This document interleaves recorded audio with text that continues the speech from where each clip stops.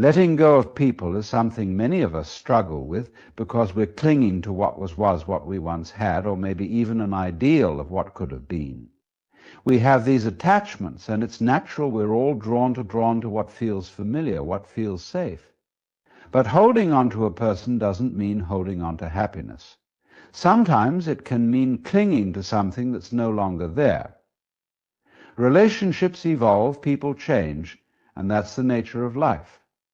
It's a constant river of movement, and trying to hold it back is a recipe for suffering. Think about the idea of change in nature. A river flows, seasons shift, flowers bloom and fade. We don't stand on the riverbank desperately trying to hold each wave in place, saying, "This wave is perfect, let it stay forever." No, we watch as it passes, knowing there's another wave behind it, and then another, endlessly without end. It's the same with the relationships we have in our lives. They flow in and out, they shift and evolve, and when we can't see them for what they've become, we miss the beauty in what they once were. It's not about denying what was beautiful or important in those connections. It's about seeing that beauty, appreciating it, and understanding that its time has passed. When you can truly grasp this idea, it brings a sense of peace. Imagine if, for every tree that grew, we demanded that it stay as a sapling. We'd never see its full potential. In the same way, demanding that a relationship stay exactly as it was means it never gets to grow, and neither do we. But sometimes that natural growth means that two people who once close drift apart.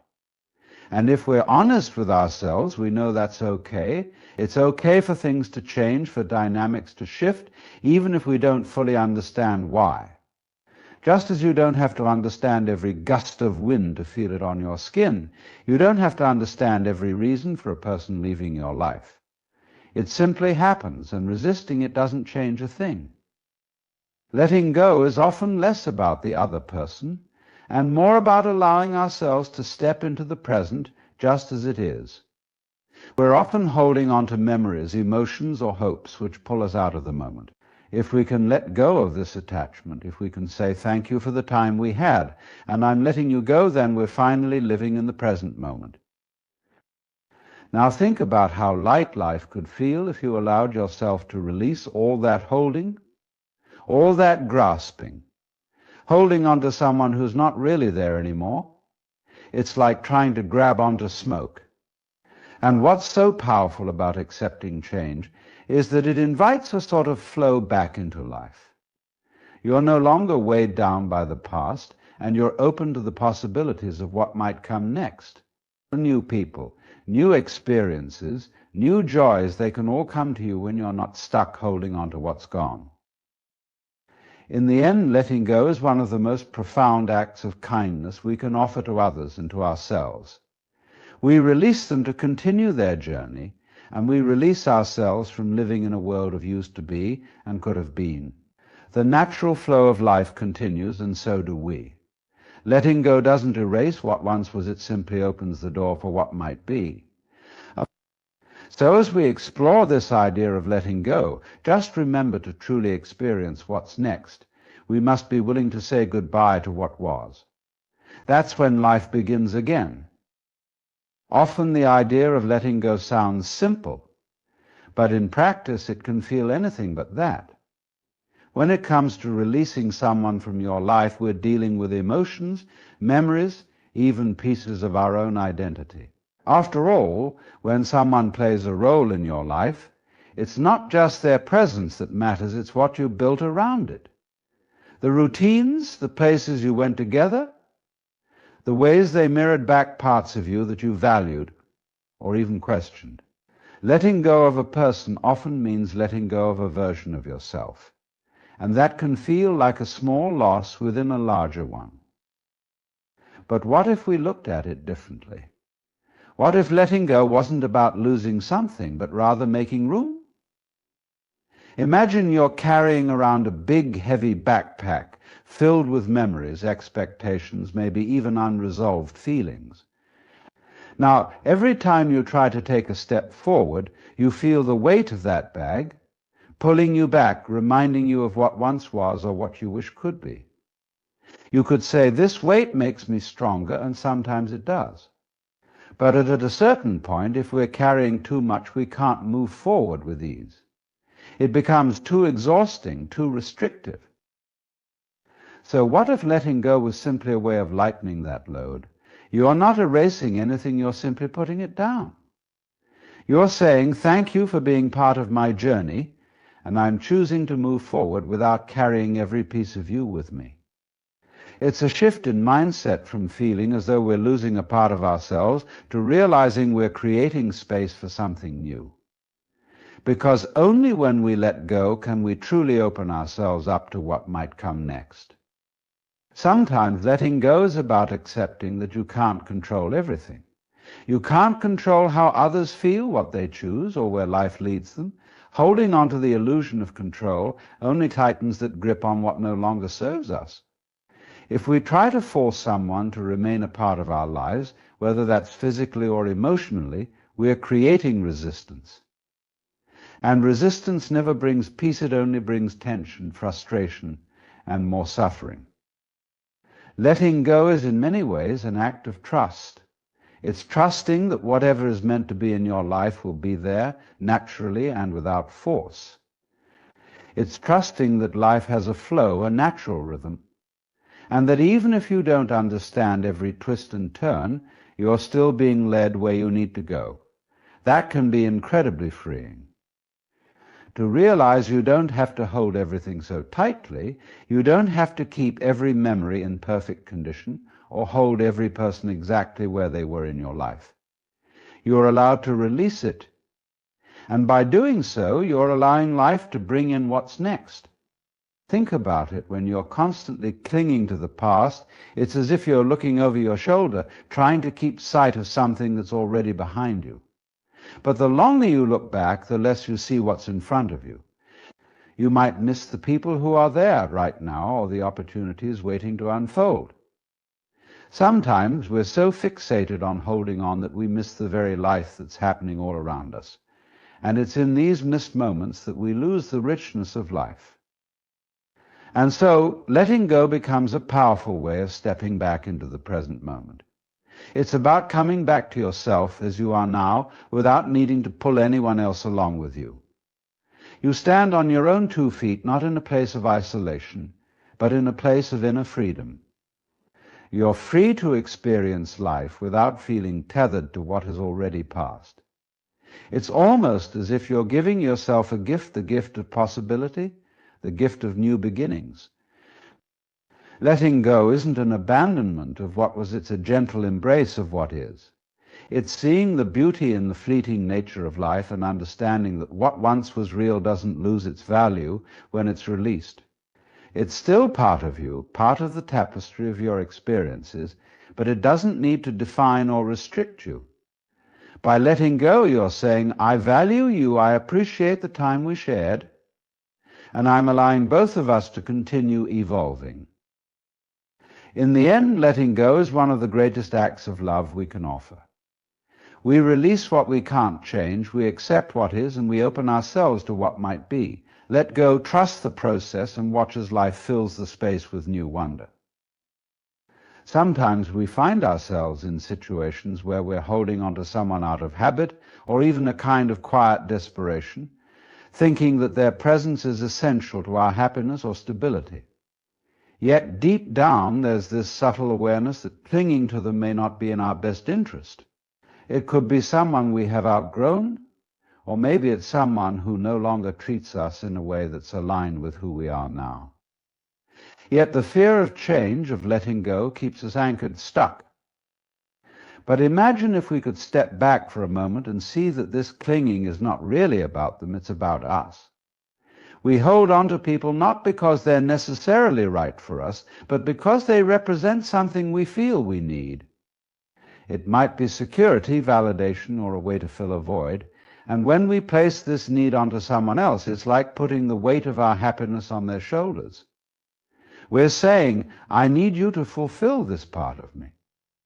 It's a heavy load to ask someone else to carry, especially if it's a part of us that only we can truly fulfill. Now, there's something fascinating that happens when we can recognize this pattern within ourselves. We begin to see that the power to feel whole, secure, and valued doesn't lie in holding on to someone else.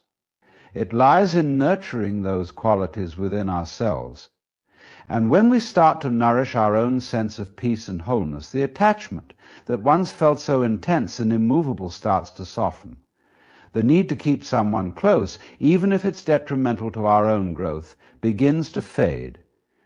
We start to realize that we can be just as complete without them as we are with them, perhaps even more so. It's not about pushing people away or closing ourselves off. It's about realizing that no person, no relationship can fill the spaces within us that we're not willing to fill ourselves. And it's about understanding that people come into our lives for many reasons, some to stay a while, some to teach us, and some to show us what we truly need. But holding on to them because of an internal emptiness that only creates a cycle of dependency. It keeps us from truly evolving. Think about the relationships in your life, especially those you might be clinging to. Ask yourself, am I holding on to this person because they add joy, growth, and fulfillment to my life? Or am I holding on to them because I'm afraid of facing my own emptiness? It's an honest question, and it might stir up uncomfortable feelings. But it's a question that, if answered honestly, can lead to profound freedom.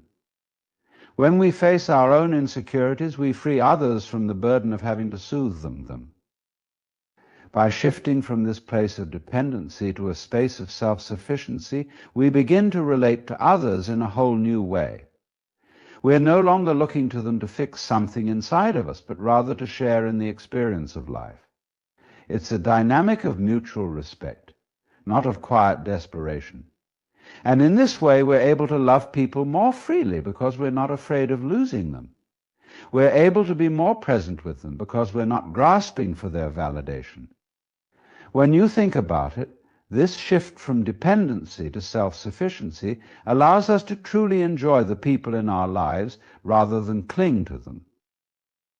Imagine how freeing it would be to walk through life without feeling like you're carrying everyone with you, without feeling the constant pull to hold on to others out of fear. Imagine the liberation that would come from knowing that your happiness, your peace, your inner security, those are all things that arise from within you. When you reach that point, you're able to let others come and go in your life without feeling shaken. You're able to meet others from a place of true freedom, not need. In this way, letting go is a radical act of love. Love for yourself because you're acknowledging that your fulfillment comes from within. And love for others because you're freeing them from the responsibility of having to make you whole. You're releasing them to be exactly who they are without the need to fit a role you've unconsciously cast them in. Letting go of our dependencies allows us to step back and see the world through a lens that isn't clouded by neediness. It allows us to see people for who they truly are, not for what we want them to be. And with this clarity, life becomes a bit lighter, a bit more open. We're no longer carrying the weight of clinging or the pressure of expectation. We're just here, in the moment, meeting people as they come and parting ways as they leave, with a sense of peace that isn't disturbed by the tides of change. The real beauty of life is that it's constantly shifting, evolving. And when we can flow with it, instead of trying to grasp onto what no longer fits, we're able to experience a peace that runs deeper than any temporary satisfaction. That's the gift of letting go, of releasing our need to hold on tightly. We're finally able to move forward with a light heart and open hands. So let go of the dependencies and watch as you find yourself becoming lighter, freer, and more at peace with the unfolding of life. There's something inherently powerful in the act of recognizing when it's time to let go of a relationship, a habit, or even a way of thinking. So often we hold on not because we truly benefit from something or someone, but because we fear what would happen if we didn't. We might fear the silence, the loneliness, the feeling of empty space that comes when the other person is no longer around. But in reality, it is in this very space, this emptiness, that we are most likely to find our truest sense of self. It's essential to understand that the relationships we hold on to, especially the ones that drain us, are often more about us than the other person. We tie ourselves to people because we feel a sense of security in doing so. We might rely on them for emotional support, validation, or a sense of belonging. And there's nothing wrong with those things in themselves. They are part of the human experience.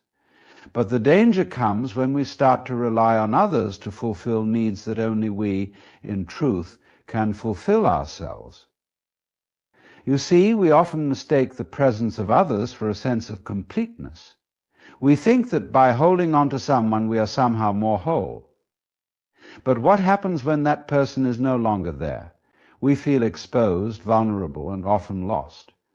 That's the risk of attaching our sense of identity and value to anyone outside ourselves. When we do this, we place ourselves in a position of weakness as we become dependent on their presence, approval, or affection.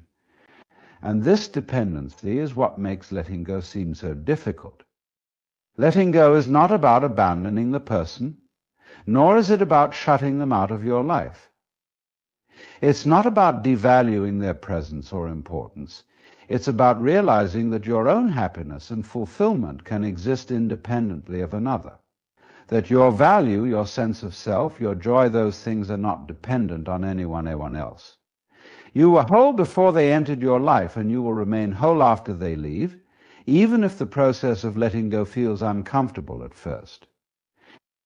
But the truth is, letting go is not an act of rejection, it is an act of self-respect. It's an acknowledgement that while you cherish the time spent with someone, you are not defined by them. When you let go of someone or something that no longer serves you, you are making room for new experiences, new people, and new perspectives that are more aligned with your growth and your present state of being. There's also a certain freedom that comes with realizing that relationships, whether friendships or romantic connections, are fluid. They evolve. Some people are meant to stay in our lives forever, and others are meant to pass through for a season. Each person we encounter brings something valuable, but that doesn't mean they are meant to stay indefinitely. When we recognize that relationships are impermanent, we can appreciate them for what they are in the moment, without desperately trying to hold on to them. We can enjoy the connection for what it offers, knowing that life has a way of shifting things as they are meant to. In this way, letting go becomes not a loss, but a gift both for you and the other person. When we release people, we release them from the roles we've assigned them. We stop holding on to them out of fear or obligation, and instead allow them the freedom to grow, to change, to be themselves. And in doing so, we also free ourselves to evolve. One of the most liberating realizations is understanding that we don't need to have the same people in our lives forever to be fulfilled. People come into our lives for specific reasons, and while some may stay for the long haul, others are meant to teach us something, help us grow, or even simply to offer us a glimpse into a different way of thinking. They are not permanent fixtures, and we shouldn't expect them to be. So when we let go, we allow ourselves the freedom to grow, to move forward, and to embrace whatever comes next with open arms. It's an acknowledgement that change is natural, and the only constant in life is impermanence. The sooner we accept this, the more liberated we become. We start to realize that we can still love and appreciate people even as they fade from our lives, and we can continue to love and appreciate ourselves as we continue on our own path. This act of letting go isn't about severing ties in bitterness or anger, but rather in gratitude. It's about honoring the journey you've shared, recognizing the lessons you've learned, and then allowing both of you to move forward in your respective directions. And as we embrace this, we also understand that it's not the people we hold on to that define us, but how we choose to show up in the world, how we choose to experience and relate to life itself. In the end, letting go is about releasing attachment. It's about recognizing that the essence of who we are is not bound to any particular person, place, or thing. It's about finding peace within ourselves, knowing that we are enough, and that we don't need to hold on to anyone or anything to prove our worth. When you let go, you create space for yourself to grow and evolve, and you allow others the freedom to do the same. And when you do this, you will find that the peace you've been searching for has been within you all along. When you think about letting go of someone, it's easy to imagine a sense of loss, even a kind of void where they once were. We often tell ourselves that without them something important is missing, something crucial to our well-being. But what if, instead of loss, we saw it as an opportunity to be more fully ourselves? What if letting go wasn't just about moving on, but also about stepping into a fuller version of who we are without the need for external validation or the constant reassurance of others? You see, the truth is that our relationships often shape how we see ourselves. We begin to define ourselves not by our own essence, but by the roles we play in other people's lives. We are a friend, a partner, a confidant, and in doing so, we sometimes forget who we were before these roles took shape. We may think that our identity is rooted in these relationships, and when they fade, we're left wondering, who am I now? But in reality, who we are has never been tied to the people around us. Our true nature is independent of the roles we play in others' stories. It's rooted in a deeper place, one that is unshakable, untouchable by the coming and going of people in our lives. When we let go of others, we're not losing ourselves. Instead, we're removing the layers of external influences that cloud our own understanding of who we are. And in that moment, the void we may feel is actually the space for us to reconnect with our inner self. The silence left behind is not an empty, cold silence, but a fertile one, full of potential. It's like a garden that, once cleared of weeds, has room for new, beautiful things to grow. So instead of clinging to the familiar, we open ourselves up to new possibilities, to new ways of being. Now, this doesn't mean that we should discard relationships carelessly or in haste. Letting go is not about burning bridges. It's about choosing consciously when it's time for someone to step out of our lives. There's a wisdom in recognizing that relationships, like all things in life, evolve. Some people come into our lives to help us grow, to teach us something about ourselves, and once we've learned that lesson, the relationship has run its course. And that's okay. It's perfectly natural. We can honor the time spent together without feeling the need to hold on to it indefinitely. Because ultimately, the purpose of relationships is not to define us, but to enrich our journey. Think about the energy we expend in trying to hold on to someone who no longer serves us. It's draining. We cling, we argue, we manipulate the circumstances, trying to preserve something that is no longer alive or healthy. In these moments, we're not nurturing the connection, we're only prolonging the inevitable. We are choosing attachment over freedom. And attachment, while it may bring temporary comfort, often comes at the cost of our inner peace. But when we step back, when we let go of the need to control, when we allow people to move through our lives with grace, we create space for new experiences. We allow ourselves to evolve without the burden of trying to fit into someone else's narrative. And in doing so, we find that the connection we were desperately trying to preserve often becomes insignificant in comparison to the personal freedom and growth we gain by letting go. And this is where the real gift of letting go lies, not just in the freedom it brings to ourselves, but in the freedom it offers the other person. When we hold on to others too tightly, we often restrict their growth just as much as we restrict our own. They too need the space to grow, to explore, and to become who they are meant to be without being defined by us. Letting go of someone allows them that freedom as much as it allows us ours. And this is not an act of selfishness, but an act of love, true love, because it gives the other person the gift of self-discovery, just as we gift ourselves the same.